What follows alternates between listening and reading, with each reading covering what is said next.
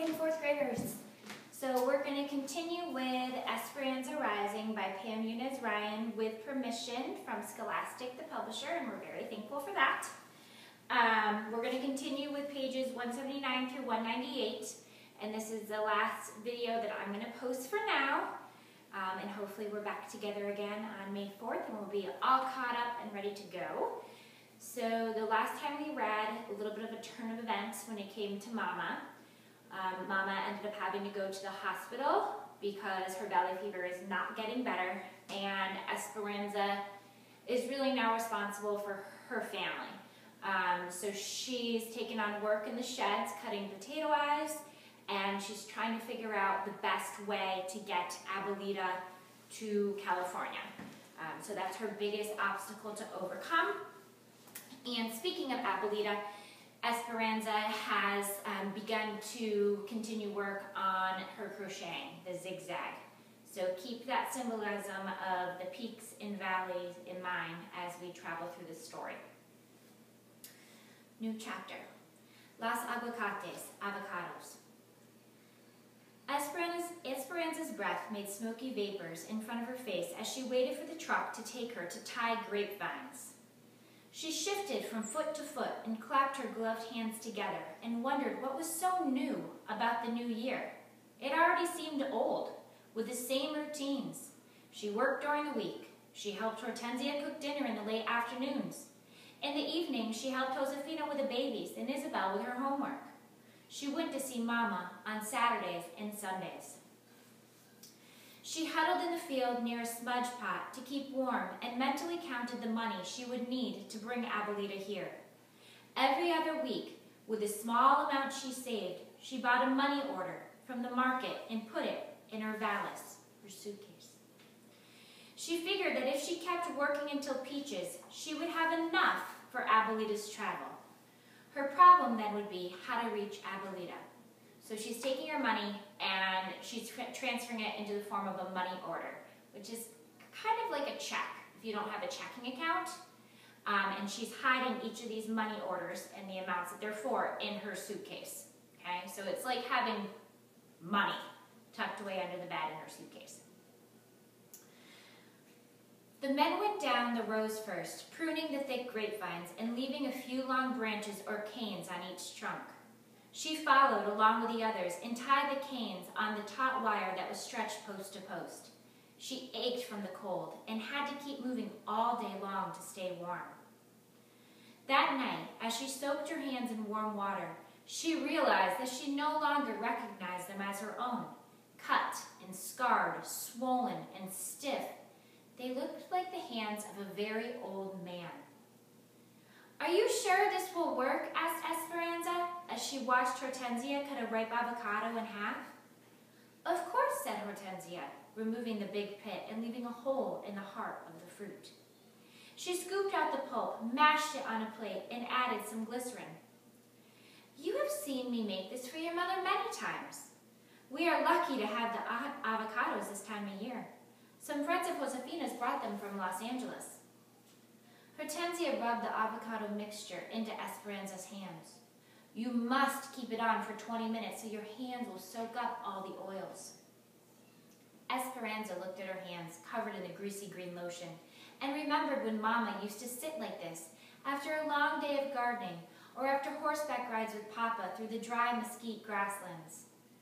When she was a little girl, she had laughed at Mama's hands covered in what looked like guacamole. But she had loved for her to rinse them because afterward, Esperanza would take Mama's hands and put the palms on her own face so she could feel their suppleness and breathe in the fresh smell. Esperanza was surprised at the simple things she missed about Mama. She missed her way of walking into a room graceful and regal. She missed watching her hands crocheting, her fingers moving nimbly. And most of all, she longed for the sound of Mama's strong and assured laughter. She put her hands under the faucet, rinsed off the avocado, and patted them dry. They felt better, but they still looked red and weathered. She took another avocado, cut it in half, swung the knife into the pit, and pulled it from the flesh. She repeated Hortensia's recipe, and as she sat for the second time with her hands smothered, She realized that it wouldn't matter how much avocado and glycerin she put on them. They would never look like the hands of a wealthy woman from El Rancho de las Rosas, because they were the hands of a poor campesina. So, a poor peasant. Think about that realization for Esperanza. This is just another physical marker of the change that she's endured. Her life now is in stark contrast to the life that she was accustomed to for the vast majority of her life. Okay, I have a page break, so we're going to move ahead in time. It was at the end of grape time when the doctor stopped Esperanza and Miguel in the hallway of the hospital before they could reach Mama's room. I asked the nurses to alert me when they saw you coming. I'm sorry to tell you that your mother has pneumonia. How can that be? Said Esperanza, her hands beginning to shake as she stared at the doctor. I thought she was getting better. This disease, valley fever, makes the body tired and susceptible to other infections. We are treating her with medicines, but she is weak. I know this is hard for you, but we'd like to ask that she have no visitors for at least a month, maybe longer. We can't take a chance that she will contract another infection from any outside germs that might be brought into the hospital. Can I see her just for a few moments? The doctor hesitated, then nodded and walked away. Esperanza hurried to Mama's bed, and Miguel followed. Esperanza couldn't imagine not seeing her for so many weeks. Mama, said Esperanza. Mama slowly opened her eyes and gave Esperanza the smallest smile. She was thin and frail. Her hair was strewn and bedraggled, and her face was so white that it seemed to fade into the sheets, as if she would sink into the bed and disappear forever. Mama looked like the ghost of herself. The doctor said I can't come to visit for a while. Mama nodded, her eyelids slowly falling back down as if it had been a burden to keep them up. Esperanza felt Miguel's hand on her shoulder. Anza, we should go, he said, but Esperanza could not move. She wanted to do something for Mama to help make her feel better. She noticed the brush and hairpins on the bedside table. She carefully rolled Mama on her side and gathered all of her hair together. She brushed it and plaited it into a long braid. Wrapping it around Mama's head, she gently pinned it into place. Then she helped Mama lie on her back, her hair now framing her face against the white linens, like a braided halo, like she used to wear it in Aguas Calientes. Esperanza bent down close to Mama's ear. Don't worry, Mama. Remember, I will take care of everything. I am working and I can pay the bills. I love you. Mama said softly, I love you too. And as Esperanza turned to leave, she heard Mama whisper, no matter what happens. So stop and pause, make a prediction in your head, and hang on to it for me, okay? Another page break. You need to get away from the camp, Esperanza, said Hortensia as she handed her the grocery list and asked her to go to the market with Miguel. It is the first of spring and it is beautiful outside. So, a little bit of a change in our setting. It is now springtime. Okay? I thought you and Josefina always looked forward to marketing on Saturday, said Esperanza. We do, but today we are helping Melina and Irene make enchiladas. Could you go for us? Esperanza knew they were trying to keep her occupied. Mama had been in the hospital for 3 months, and Esperanza hadn't been allowed to visit for several weeks. Since then, Esperanza hadn't been acting like herself. She went through the motions of living. She was polite enough, answering everyone's questions with the simplest answers, but she was tormented by Mama's absence. Papa, Abuelita, Mama, who would be next? She crawled into bed as early as possible each night, curled her body into a tight ball, and didn't move until morning. She knew Josefina and Hortensia were worried about her. She nodded to Hortensia, took the list, and went to find Miguel. Be sure you tell Miguel to go to Mr. Yakota's market, Hortensia called after her. Hortensia had been right about the weather. The fog and grayness had gone. The valley air was crisp and clean from recent rains.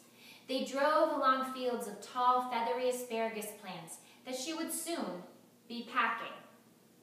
So we've seen her transition from potato eyes onto tying grapevines, and now, because she's doing a good job, she's going to continue with the next harvest.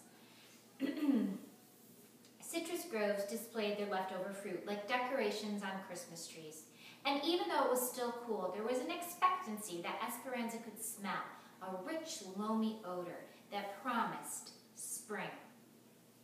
Miguel, why must we always drive so far to shop at the Japanese market when there are other stores closer to Arvin? Some of the other market owners aren't as kind to Mexicans as Mr. Yokota, said Miguel. He stocks many of the things we need, and he treats us like people. What do you mean? Esperanza, people here think that all Mexicans are alike. They think that we are uneducated, poor, and unskilled. It does not occur to them that many have been trained in professions in Mexico. Esperanza looked down at her clothes. She wore a shirtwaist dress that used to be Mama's, and before that, someone else's. Over the dress was a man's sweater with several buttons missing, which was also too big. She leaned up and looked in the mirror. Her face was tanned from the weeks in the fields, and she had taken to wearing her hair in a long braid like Hortensia because Mama had been right. It was more practical that way. Miguel, how could anyone look at me and think I was uneducated? He smiled at her joke. The fact remains, Esperanza, that you are, for instance, have a better education than most people's children in this country, but no one is likely to recognize that or take the time to learn it. Americans see us as one big brown group who are good for only manual labor. At this market, no one stares at us or treats us like outsiders or calls us names. My father says that Mr. Yokota is a very smart businessman. He is getting rich on other people's bad manners. What does that mean? He is getting rich on other people's bad manners. So his store is doing really well because he's being kind to everyone and welcoming. Whereas that's not the case at other stores. So not everyone can shop there. I also want you to make a connection between this conversation that Esperanza and Miguel are having and the conversation that Miguel and Esperanza had way back when at the train station when they were leaving Aguascalientes. Do you remember Pam Muniz Ryan uses an old beggar woman begging on the platform of the train to show the disparity between the two cultures within Mexico. Those with the lighter skin and Spanish blood and those who are from Mexico originally and have darker skin. So remember that conversation that he and Esperanza have. So the beggar woman is on the platform and she's begging for any food or money. She's near people who are of Spanish descent that are dressed very finely, clearly have money, probably appearing much like Esperanza's family would appear, right? And they ignore her. They have money to spare and they ignore her.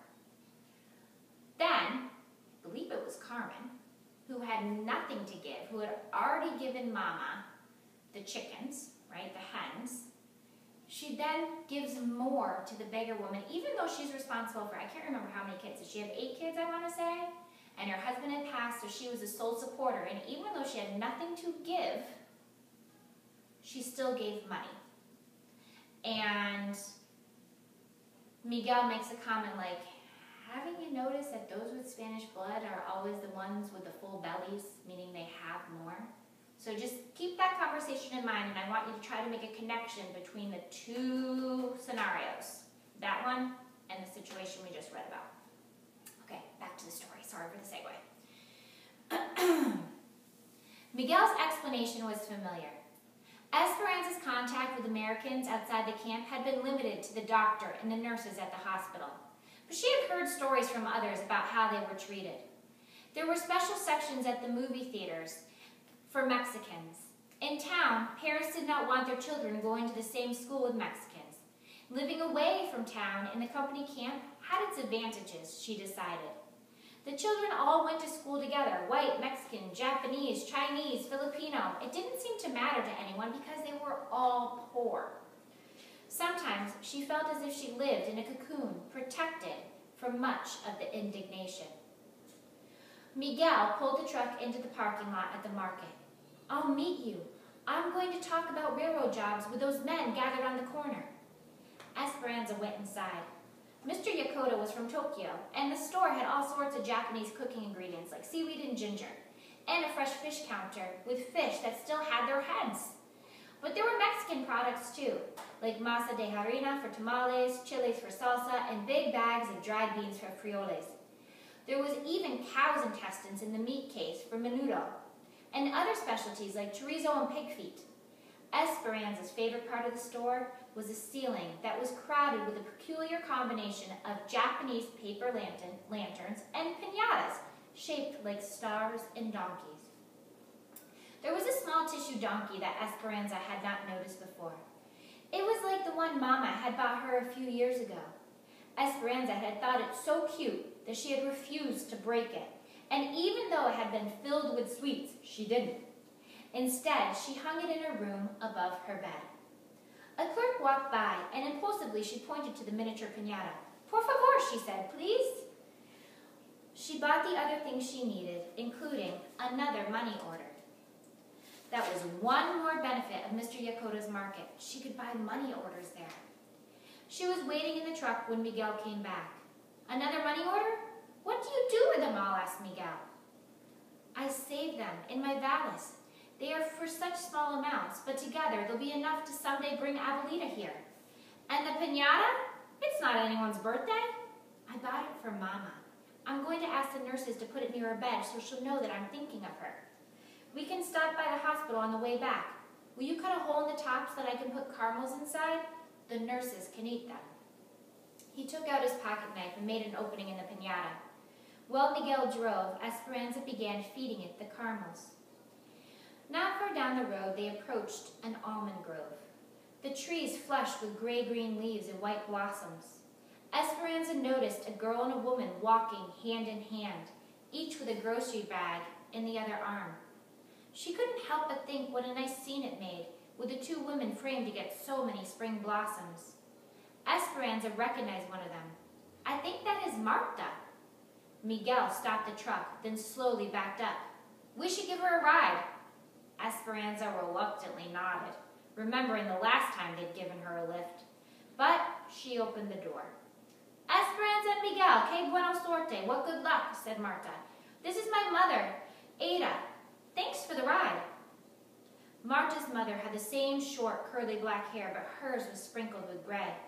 Miguel got out and put all the groceries in the truck bed so that they could sit in the front. Ada said, "I heard about your mother, and I've been praying for her." Esperanza was surprised and touched. "Thank you. I'm grateful." "Are you coming to our camp?" asked Miguel. "No," said Marta. "As you probably know, I'm not welcome there. We're going a mile or so up the road to the Strikers' farm. We were tossed out of the migrant workers' camp and were told either to go back to work or leave, so we left. We aren't going to work under those disgusting conditions and for those pitiful wages." Ada was quiet and nodded when Marta talked about the strike. Esperanza felt a twinge of envy when she noticed that Marta never let go of her mother's hand. "There are hundreds of us together at this farm, but thousands around the country, and more people join our cause every day. You are new here, but in time you'll understand what we're trying to change. Turn left," she said, pointing to a dirt road rutted with tire marks. Miguel turned down the path bordered in cotton fields. Finally, they reached several acres of land surrounded by chain-link fencing and barbed wire, its single opening guarded by several men wearing armbands. "Aquí, right here," said Ada.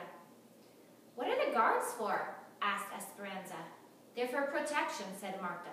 "The farmer who owns the land is sympathetic to us, but a lot of people don't like strikers causing trouble. We've had threats." The men take turns at the entrance. Miguel pulled the truck to the side of the road and stopped. There were only 10 wooden toilet stalls for hundreds of people, and Esperanza could smell the effects from the truck. Some people lived in tents, but others had only burlap bags stretched between poles. Some were living in their cars or old trucks. Mattresses were on the ground, where people and dogs rested. A goat was tied to a tree.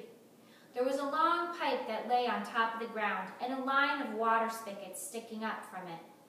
Near each spigot were pots and pans and campfire rings, the makings of an outdoor kitchen. In an irrigation ditch, women were washing clothes and children were bathing at the same time. Clotheslines ran everywhere. It was a great jumble of humanity and confusion. Esperanza could not stop looking.